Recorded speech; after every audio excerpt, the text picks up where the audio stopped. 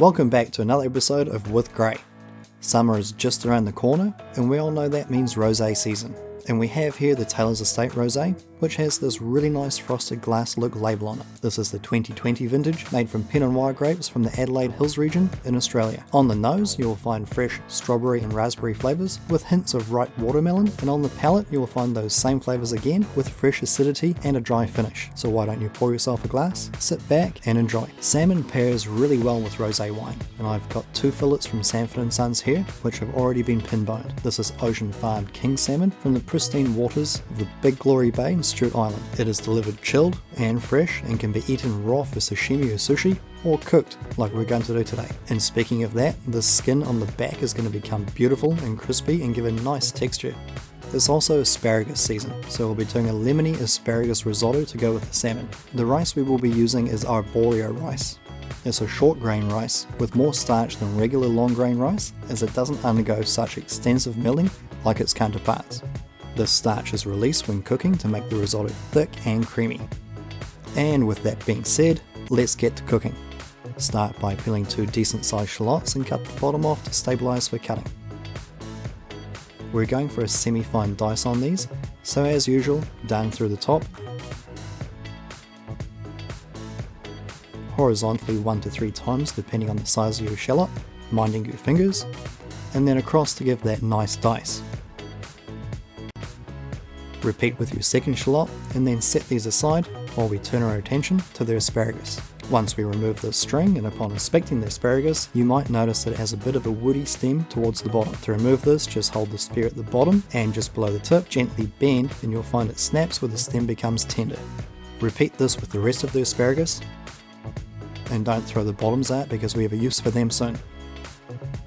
With the spears themselves, we're going to cut on a diagonal for presentation into about 1/2 inch to 1 inch long section so that you get decent sized pieces in the risotto. Repeat with the remaining asparagus, and then get a pan on medium heat with a teaspoon of butter and just a splash of oil to stop the butter from burning. Next, we're going to take the zest of 1 whole lemon and grate directly into the butter. This will release all those nice lemony oils into the fat, which will add extra depth and flavour to the asparagus.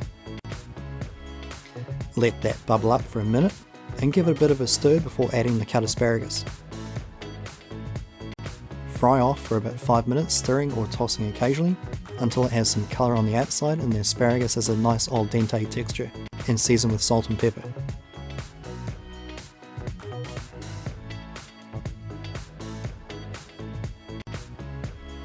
Once done, set aside and we can get onto the risotto. And this is a real labour of love, but the attention you give it while it's cooking will make the end result that much better. Start with a pan on medium heat again, add a tablespoon of butter and another squish of olive oil to stop that butter from burning. In another pot on medium-high heat, add the woody asparagus bottoms, pour in 1 litre of vegetable stock and bring that to a simmer. Having the liquid we're going to add to the rice hot will make this process a whole lot easier. Make sure the fat covers the whole of the bottom of the pan, and once bubbling and hot, add in the shallots.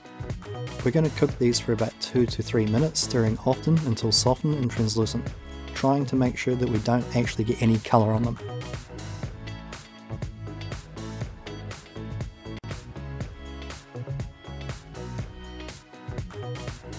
Next, we can throw in the rice and cook the rice with the shallots for a few minutes, stirring occasionally until the grains of rice are transparent with a little white bit in the centre. Once we've reached that stage, add in about a cup of the Taylor's Estate Rosé wine and allow the alcohol to burn off while the rice absorbs the wine. Give the risotto a bit of a stir, and once it reaches the point where it only just runs back into the centre of the pan when you draw your spatula across it, start ladling in the stock 1 ladle at a time. Stirring constantly while the rice absorbs the stock will not only help the rice cook evenly, but also allow the rice to release more starch, making for a creamier risotto. Repeat these steps over and over and over and over again, adding stock 1 ladle at a time and letting the rice absorb until no stock remains.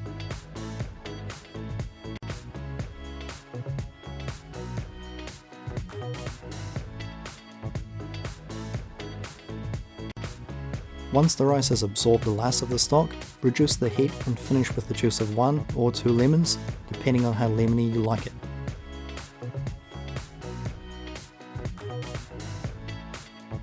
Add the cooked asparagus, reserving the tips for presentation.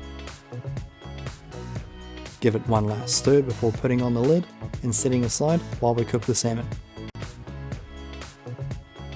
Pan on medium to medium low heat with just a little splash of oil, as the salmon will release its own as it cooks. Making 3 small incisions along the salmon skin like this will prevent the salmon from ending up looking like a boomerang when the skin contracts from it hitting the heat. Place skin side down, and we're basically just going to leave this alone for the best part of 7 to 8 minutes until the skin is nice and crispy. Keep an eye on temp here, because if the pan is too hot, the skin will burn before it gets crispy, too low and it won't crispen up at all. Once you're happy with the texture of the skin, flip the salmon, slightly increase the heat a little bit until you get a nice golden colour on it. Repeat on both sides. And remove from the heat when the internal temperature reaches 125 degrees Fahrenheit or 50 degrees Celsius. To plate up, lay down a healthy serving of the asparagus risotto followed by the salmon, crispy skin side up. Garnish by placing some of the asparagus tips around the salmon and top with an optional sprig of dill. And there we have it, crispy skin salmon fillet with asparagus risotto, which pairs so nicely with this Taylor's Estate Rosé. Now it's time to eat. Again, thanks for tuning in for another episode of With Gray, and hope you'll have a crack at making this for yourself and your family. Please like and subscribe if you'd like to see more, and I'll catch you on the next one.